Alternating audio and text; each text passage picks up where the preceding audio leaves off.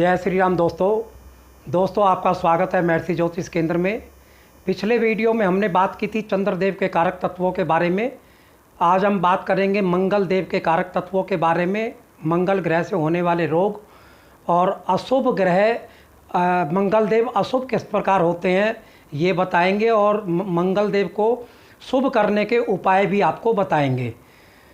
दोस्तों आप मेरे वीडियो को अंत तक देखते रहें और आपने मेरे चैनल को अभी तक सब्सक्राइब नहीं किया है तो सब्सक्राइब कर लें और बेल आइकन को दबाना ना भूलें, जिससे मेरा कोई भी नया वीडियो अपलोड हो तो आप तक शीघ्रता से पहुंच जाए।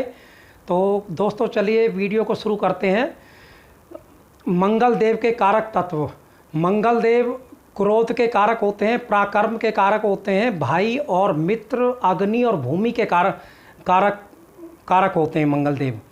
ये क्रोध हमारे जीवन के अंदर कितना होगा, पराक्रम हमारे जीवन में कम होगा, ज़्यादा होगा, हम मेहनती होंगे या हमारे जीवन में संघर्ष तो नहीं होगा ज़्यादा, तो ये सब चीज़ों का कारक जो मंगल देव जो है कारक हैं इन चीज़ों के। और हमारा भाई से रिलेशन कैसा होगा और ये हमारे पास जीवन के अंदर भूमि होगी या नहीं होगी। भूमि से मतलब है कि हमारे पास घर होगा या नहीं होगा, या कृषि संबंधित भूमि भी होगी या नहीं होगी। तो ये सब चीज़ों का कारक मंगल देव होता है। हमारे सेनापति, हमारा सेनापति का भी कारक होता है मंगल, क्योंकि नेतृत्व करने की क्षमता मंगल के अंदर बहुत ज़्यादा होती है। हमारा रक्षक होता है और चोट चपेट का कारक होता है अहंकार। मंगल प्रधान व्यक्ति जो है अहंकारी ज़्यादा होता है और एक्सीडेंट का भी मंगल कारक होता है। अस्त्र शस्त्र मसालों का कारक होता है और विरोध का भी ये कारक कहा जाता है, क्योंकि विरोध जब भी कोई बात कहीं ख़राब लगती है ऐसे जातक को तो उस बात का विरोध ज़रूर करता है ऐसा जातक। और लड़ाई झगड़े का कारक होता है। दुर्घटना का भी इसके ही अंतर्गत आता है। पालतू पशुओं का हम किस प्रकार के पशुओं को पालेंगे ये भी हमारे मंगल देव के कारक तत्वों के अंदर आता है। स्त्री का गर्भपात और मिट्टी से बनी चीज़ें। और धातु की बात करें तो सोने का कारक है, तांबे का कारक है और दूसरों को बदनाम करने का भी ये कारक है ये। और जेल का कारक है, परोपकारी होता है मंगल। मंगल में देखा जाए तो दान की भावना भी बहुत ज़्यादा होती है, लोगों पे परोपकार करने का इसके अंदर भावना बहुत ज़्यादा होती है इसमें। मंगल ग्रह से जो रोग होते हैं वो नेत्र रोग होते हैं, फोड़े, फुंसी, हाई बीपी और जोड़ों में दर्द की समस्या आती है। और हमारे रक्त संबंधी बीमारी होती है, खून संबंधित बीमारी। हमारे 12 भावों में मंगल की पोजीशन बताएं उससे पहले मैं एक बात बताना चाहूँगा कि आपको कि जैसे हमने सूर्य देव को बताया था कि हमारी आत्मा किस घर से जुड़ती है, उसी प्रकार चंद्रदेव को भी हमने बताया था कि जिस घर में हमारे चंद्रदेव बैठते हैं हमारा उन्हीं चीज़ों को हमारा करने में मन लगता है। इसी प्रकार हमारा मंगल 12 भावों में 1 से लेकर 12 घरों में जब मंगल बैठेगा तो उसी प्रकार के फल देगा। 1 से 12 भावों का आप मेरा वीडियो देख सकते हैं कि 1 से 12 भाव हमारे कुंडली में क्या क्या देते हैं, उन्हीं संबंधित हमें मंगल फल देता है। हमें मंगल हमारा एक तरह का रक्षक है, हमारा प्रोटेक्टर है हमारा। तो इसकी मैं आपको बताऊंगा कि ये किस प्रकार से हमारे 12 घरों में रक्षा करता है। तो मंगल की जो स्पेशल दृष्टि होती हैं वो 4थी और 8वीं होती है। वैसे 3 दृष्टि होती है मंगल की, 4थी, 7वीं, 8वीं, लेकिन जो स्पेशल दृष्टि होती है वो 4थे घर में होती है अपने जहाँ बैठता है मंगल, और 8वें घर के अंदर होती है। तो 8वें घर का मंगल हमारा बड़ा क्रूर दृष्टि होती है मंगल की, क्योंकि 8वें घर की जब दृष्टि मंगल की होती है तो वो दंड देने से भी नहीं चूकता है मंगल। तो हम आपको 12 घरों में इसकी पोजीशन बताते हैं।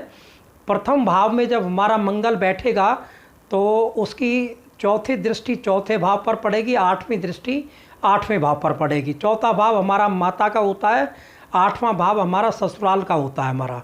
तो अपने आप को पहले तो अपने आप को ही प्रोटेक्ट करेगा मंगल, क्योंकि पहले भाव में बैठा है और दूसरे भाव में जब हमारे मंगलदेव बैठेंगे तो अपनी माता का बहुत ध्यान रखता है ऐसा जातक, और 8वें भाव में अपने ससुराल संबंधी बातों का या ससुराल का पक्ष लेना, इस तरह का उसको प्रोटेक्ट करता है। दूसरे भाव में जब हमारे मंगलदेव जब बैठते हैं तो ये हमारे कुटुंब का घर होता है हमारे, और उसकी दृष्टि पड़ती है 5वें भाव के अंदर, हमारे संतान के ऊपर पड़ेगी, संतान को प्रोटेक्ट करेगा, संतान पर किसी तरह की विपत्ति नहीं आने देता। और उसका जो 8वीं दृष्टि पड़ती है वो 9वें भाव के अंदर पड़ती है, वहाँ पिता को और गुरु को ये किसी प्रकार का कष्ट नहीं होने देता वहाँ पे। अगर तीसरे भाव में हमारे मंगल देव की प्लेसमेंट अगर होती है तो तीसरा भाव हमारे भाई बहनों का होता है, पड़ोसियों का होता है हमारे, और उसकी जो चौथी दृष्टि आएगी वो 6ठे भाव पर आएगी, जो हमारी नौकरी को प्रोटेक्ट करता है, जहाँ हम सेवा देते हैं, और हमारे जो नौकर चाकर होते हैं उनका भी ये घर होता है, हमारे मामा का भी घर होता है, इन सभी को प्रोटेक्ट करता है, इन सभी को का बचाव करता है कहीं ना कहीं से।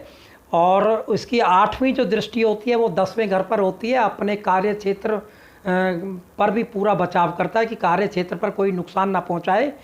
तो हमारे जब मंगल देव की चौथे घर के अंदर प्लेसमेंट आएगी, जब चौथे घर में बैठेंगे तो ये माँ का घर होता है, माँ को तो बचाता ही है, और चौथी दृष्टि पत्नी भाव पर जाती है, 7वें घर पर जाती है हमारी, तो पत्नी को प्रोटेक्ट करता है, या हमारे बिजनेस पार्टनर का भी घर होता है उसको भी ये प्रोटेक्ट करता है हमारे। और उसकी जो 8वीं जो दृष्टि होती है वो हमारे 11वें घर पर जाती है।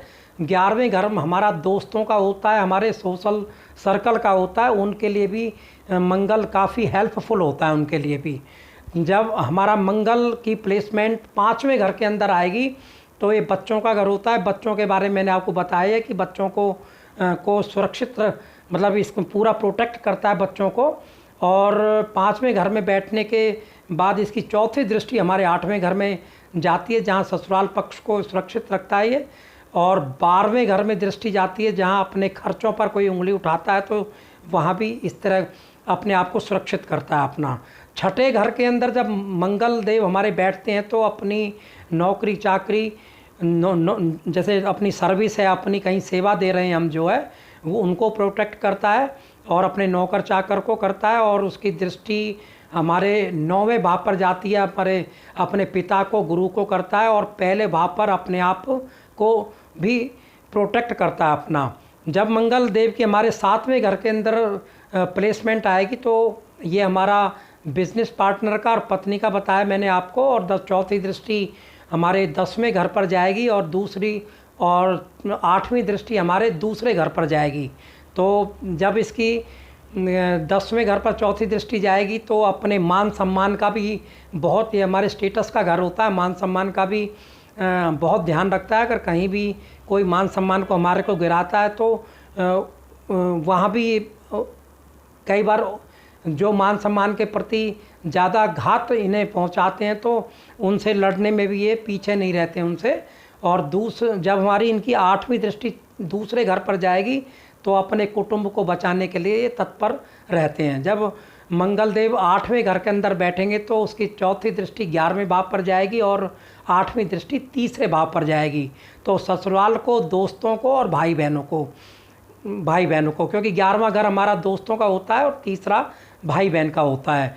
जब मंगल देव हमारे 9वें घर में बैठेंगे तो 9वें घर में मंगल की प्लेसमेंट होने से अपने पिता को और गुरु को प्रोटेक्ट करते हैं अपने को। और इनकी जो चौथी दृष्टि होती है वो 12वें घर पे जाती है और 8वीं दृष्टि चौथे घर पर जाती है, जो अपनी माँ को प्रोटेक्ट करते हैं अपने। और जब मंगल देव हमारे 10वें घर के अंदर बैठेंगे हमारे, तो ये अपने स्टेटस की मैंने आपको बताई थी, अपने आप को सेल्फ करेंगे। चौथी दृष्टि पहले घर पर जाएगी और 8वीं दृष्टि 5वें घर पर जाएगी तो अपने बच्चों को करेंगे। और जब मंगल देव की प्लेसमेंट हमारे 11वें घर में आएगी तो दोस्तों को और दूसरे घर में हमारे कुटुंब को और धन, हमारे जो चीज़ें हमारे उन भाव से संबंधित बताती हैं जहाँ मंगल देव की दृष्टि जाती है, उन सभी चीज़ों को प्रोटेक्ट करते हैं ये। और 6ठे घर में जब इनकी 8वीं जब दृष्टि जाएगी, जब 10वें घर में बैठेंगे तो इनकी दृष्टि 11वें घर में बैठेंगे तो इनकी दृष्टि छठे घर में जाएगी, तो वहाँ अपने सेवकों को, नौकरों को, अपने सर्विसेज को प्रोटेक्ट करते हैं अपनी को। और 12वें घर के अंदर जब मंगल देव हमारे बैठते हैं तो ये चौथी दृष्टि अपने भाई बहन पर जाती है और 7वीं दृष्टि पत्नी भाव पर जाती है, तो भाई बहन को का बचाव करते हैं ये, और पत्नी का भी अपना जो है पूर्ण रूप से ये प्रोटेक्टर साबित होते हैं अपनी पत्नी के लिए। तो दोस्तों, आप भी अपनी कुंडली के अंदर मंगल की प्लेसमेंट को देखें और जो जो मैंने आपको ये चीज़ें ये बातें बताई हैं उनको एप्लीकेबल करके देखें, क्या आपकी कुंडली पर ये एप्लीकेबल करती हैं। तो अशुभ जब मंगल हमारा होता है तो उसके क्या लक्षण होते हैं, अब ये बताएंगे आपको हम। जब हमारा जीवन में बीपी की शिकायत हो जाए, हाई बीपी की, तो ये मंगल के कारण होती है। आँखों में कोई परेशानी आ जाए, एक आध आँख हमारी कोई डैमेज हो जाए, तो ये भी अशुभ मंगल की निशानी होती है। बड़े भाई से अनबन होना, बच्चे पैदा होके मर जाना, अचानक विवाद खड़ा हो जाना, और मैथुन शक्ति का कमज़ोर होना और ब्लड संबंधित रोगों का हो जाना, ये हमारे अशुभ मंगल के निशानियाँ हमारी निशानी होती है। तो दोस्तों, हम इन मंगल ग्रह को शुभ कैसे कर सकते हैं, आपको मैं अब उपाय बताता हूँ। पहला उपाय, सोते समय हमें गिलास के अंदर या एक लोटे के अंदर पानी रखना है अपने सिरहाने रात को, उसमें गुड़ डालना है। जब हम प्रातः सुबह उठें तो सर्वप्रथम सबसे पहले उस लोटे को या गिलास के जल को हम पेड़ पौधों में अर्पित करें, उनको, उस जल को जो है, इससे हमारा मंगल उच्च का होता है। और दूसरा उपाय है, नहाने के बाद हम सफ़ेद सुरमा अगर अपनी आँखों में डालते हैं तो उससे भी हमारा मंगल उच्च का होता है। और तीसरा उपाय मैं आपको बताऊं कि हम जब भी अपने मंगल को उच्च करना चाहें तो 400 ग्राम सौंफ हमें लाल कपड़े के अंदर बांधनी है और हनुमान जी के मंदिर में जाकर हनुमान जी के चरणों में उस सौंफ को अर्पित करना है हमें। और उसमें सिंदूर में जो है चमेली का तेल मिलाकर हनुमान जी की प्रतिमा पर लगाना है और उनके चरणों में जो सिंदूर लगा होता है उस सिंदूर को अपने मस्तक पर लगाएं और बूंदी का प्रसाद चढ़ाएं। इससे हमारे मंगल देव जो है हमारे उच्च के हो जाते हैं और हमें अच्छा फल प्रदान करने लगते हैं। चौथा उपाय, हम मंगल के बीज मंत्रों का भी जाप कर सकते हैं। मंगल के बीज मंत्र ओम क्राम क्रीम क्रोम से भौमाय नमे, इस प्रकार हम 108 मंत्रों का प्रतिदिन जाप कर सकते हैं। दोस्तों, आप मेरे वीडियो को लाइक शेयर ज़रूर करें। अगले वीडियो में हम बुध देव के कारक तत्वों के बारे में बात करेंगे। आपसे अब मैं इजाज़त चाहूँगा। आपका दिन शुभ हो, मंगलमय हो। नमस्कार दोस्तों।